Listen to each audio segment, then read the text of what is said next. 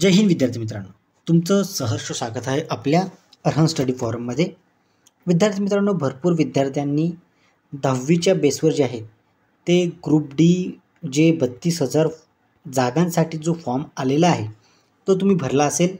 नंतर त्याची जी exam date आहे तीसुद्धा आलेली होती. 15 जूनपासून ती स्टार्ट होणार होती. परंतु जो ग्रुप डी जी आहे ती भरती जी आहे ती ITI वर्सेस 10वी पास म्हणजे पूर्ण जो सब्जेक्ट आहे तो तुम्हाला समजायला हवा. त्या अनुषंगाने मी आलेलो आहे आणि संपूर्ण गोष्टी तुम्हाला क्लिअर मी येत्या 10 ते 15 मिनिटात पूर्ण क्लिअर करून देणार आहे. तत्पूर्वी जे विद्यार्थी नवीन असतील त्यांनी चॅनलला सबस्क्राईब करायचं आहे, जेणेकरून अशा विविध प्रकारच्या ज्या न्यूज असतील त्या तुमच्यापर्यंत मी पोहोचवण्याचा प्रयत्न करतो. विद्यार्थी मित्रांनो, रेल्वे ग्रुप डी जी भरती आहे त्याच्यामध्ये जेव्हा पदभरती निघाली जानेवारीमध्ये, नंतर तुम्ही फॉर्म भरले.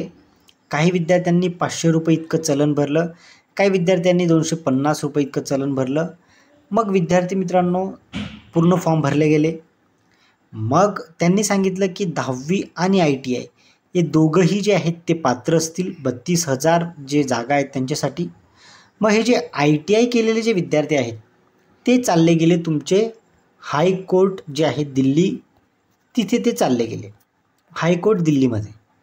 त्यांचं असं म्हणणं आहे की जेव्हा तुम्ही 2019ची पदभरती घेतली त्याच्यामध्ये तुम्ही 10वीला जे आहे ते मान्यता दिली. मग तुम्ही तेव्हा एक नोटिफिकेशन, तुम्ही एक सर्क्युलर जे आहे ते काढलं आणि ते अजूनही वेस्टर्न रेल्वेच्या वेबसाईटवर आहे. ते म्हणजे असं की तुम्ही ITI जे आहे ते आपण मॅन्डेटरी करूयात ग्रुप डी भरतीसाठी, जे टेक्निशियन पोस्ट आहेत त्यांच्यासाठी. मग 2019 नंतर विद्यार्थ्यांनी ITI करणं सुरुवात केली. मग त्या विद्यार्थ्यांनी ITI कंप्लीट केलं. नंतर काही विद्यार्थी जे आहेत ते अप्रेंटिसशिप करायला गेले, ते त्यांचा पुढचा विषय त्यांचा असेल. मग आता काय झालं, 2025 आलं. 2025मध्ये त्यांनी ITI जे आहे ITI प्लस 10th हे दोघंही इलिजिबल असतील सेम पोस्टसाठी, म्हणजे 32,000 जागांसाठी दोघंही कॉम्पिटिशन करू शकतात. मग तो 10वीचा विद्यार्थी असेल तो सुद्धा इक्वल असेल ITI सोबत, आणि ITIचा विद्यार्थी असेल तो सुद्धा कॉम्पिटिशनमध्ये असेल 10वीच्या सोबत. म्हणजे इक्वल ज्या जागा आहेत, ज्याला मेरिट जास्त ते विद्यार्थी तिथे सिलेक्ट होतील. परंतु ITIच्या विद्यार्थ्यांचं असं म्हणणं होतं की मग जर तुम्हाला 10वी जर तुम्हाला ठेवायची होती तर मग तुम्ही 2019मध्ये जे आजही वेस्टर्न रेल्वेच्या वेबसाईटवर आहे तिथं तुम्ही म्हटलं होतं की ITI जे आहे ते कंपल्सरी आम्ही करणार आहोत, किंवा ITI हे मॅन्डेटरी असणार आहे पुढच्या येणाऱ्या रेल्वे ग्रुप डी भरतीसाठी. मग आम्ही ITI करून घेतलं, किंवा जे तिकडचे असतील UP बिहारचे मुलं ते जास्त तुम्हाला माहिती आहे रेल्वेमध्ये ते थोडे अग्रेसर असतात, आणि त्यांनी ITI करून त्यांना वाटलं की आता 2000 पुढची जी भरती प्रक्रिया आहे ती ITIसाठी असेल, म्हणून त्यांनी ITI जो कोर्स आहे तो पूर्ण कंप्लीट करून घेतला. मग आता जे रेल्वे मंत्रालय आहे त्यांचं असं म्हणणं होतं की आम्ही हे जी पॉलिसी आहे ती आम्ही चेंज करत असतो. रेल्वे मंत्रालयाचं असं म्हणणं आहे की आम्ही ती चेंज करत असतो, असं त्यांचं दिल्ली हायकोर्ट जे आहे हायकोर्टमध्ये त्यांनी असं सांगितलं की आम्ही ते चेंज करत असतो, तो आमचा पॉलिसीचा भाग आहे. परंतु ITIच्या विद्यार्थ्यांचं असं म्हणणं आहे की जर तुम्हाला ते चेंज करायचं होतं तर मग तुम्ही 2019मध्ये जे सर्क्युलर तुम्ही काढलं होतं तिथे तुम्ही ITI मॅन्डेटरी असं का यूज केलं, किंवा असं स्टेटमेंट तुम्ही का यूज केलं. परंतु त्यांनी असं तिथं सांगितलं रेल्वे मंत्रालयाने की आम्ही तिथं असं कुठे नाही म्हटलं आहे की तिथं ITI जे आहे ते कंपल्सरी असणार किंवा 10वी जे आहे ते कंपल्सरी नसणार. आम्ही कोणताही शब्द तिथं यूज केलेला नाही आहे. आम्ही त्या ठिकाणी असं म्हटलं आहे की ITI जे आहे ITI ते एक्झाम देऊ शकतात येणाऱ्या ग्रुप डी भरती प्रक्रियेत. त्याचा अर्थ असा की आम्ही पॉलिसी चेंज करू शकतो, असं रेल्वे मंत्रालयाचं म्हणणं होतं. मग आता जे हायकोर्ट ऑफ दिल्ली आहे त्यांचं जे ऑब्झर्वेशन आहे त्यांचं ऑब्झर्वेशन असं आहे या पूर्ण कोर्ट केसच्या बाबतीत की तुम्ही अगोदर ITI असा सर्क्युलर तुम्ही काढला. आता तुम्ही जेव्हा 2025 आला तेव्हा तुम्ही ITI आणि 10वी या दोघांनाही तुम्ही पात्र केलं. मग आता मला तुम्ही 21 मार्चपर्यंत तुम्ही तुमचा जो उत्तर आहे ते तुम्ही आमच्यासमोर ठेवा की या दोघांपैकी कोण टेक्निशियनचे पदं देतील किंवा इक्वल पदं देतील, किंवा तुमच्याकडे असा एखादा रूल्स आहे का की त्याच्यामध्ये तुम्ही पॉलिसी चेंज करू शकतात, ते संपूर्ण उत्तर तुम्ही आम्हाला 21 मार्चपर्यंत द्यायचं आहे.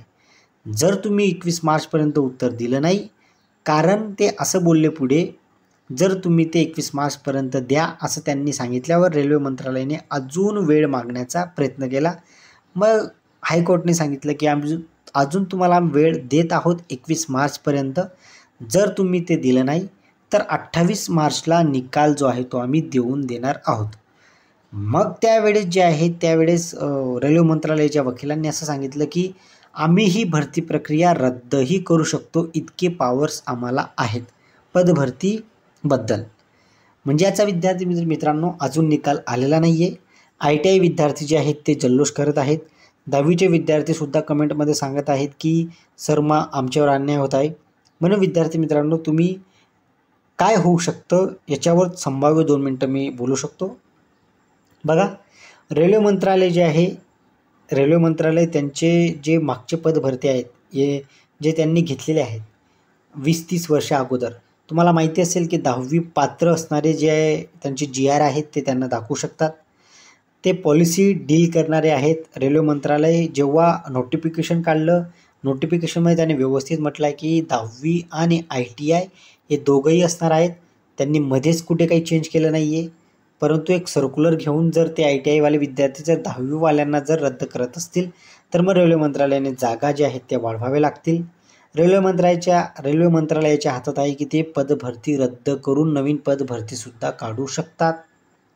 परत अजून एक ऑप्शन आहे की 21 मार्चला जर त्यांनी उत्तर दिलं व्यवस्थित, ते जर आपलं दिल्ली हायकोर्ट जे आहे त्यांना ते फॅक्ट जर त्यांना व्यवस्थित वाटले तर त्या फॅक्टनुसार ते हा जो त्यांचा नोटिफिकेशनमध्ये जे त्यांचं क्वालिफिकेशन किंवा इलिजिबल क्रायटेरिया आहे तो तसाच ठेवू शकतील.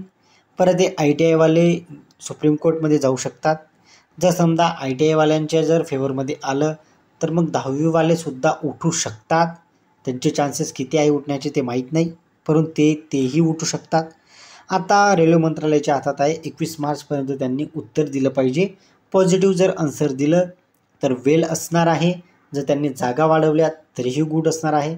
परंतु यामध्ये जे विद्यार्थ्यांनी रेल्वे ग्रुप डीचं स्वप्न पाहिलं असेल, ज्यांना समजलं असेल की आता जूनमध्ये आपल्या एक्झाम होतील, त्या विद्यार्थ्यांचं नुकसान इथं होणार आहे. फक्त ITI आणि 10वी आणि मंत्रालय आणि कोर्ट या चारींमध्ये त्या विद्यार्थ्यांचं नुकसान मात्र होणार आहे. विद्यार्थी मित्रांनो, जर अजून काही अपडेट्स आली तर मी तुम्हाला ती लवकरात लवकर पुरवण्याचा प्रयत्न करेल. तुम्ही जर या चॅनलवर नवीन असाल तर चॅनलला सबस्क्राईब करा आणि व्हिडिओ आवडल्यास आवर्जून लाईक करा. धन्यवाद. जय हिंद.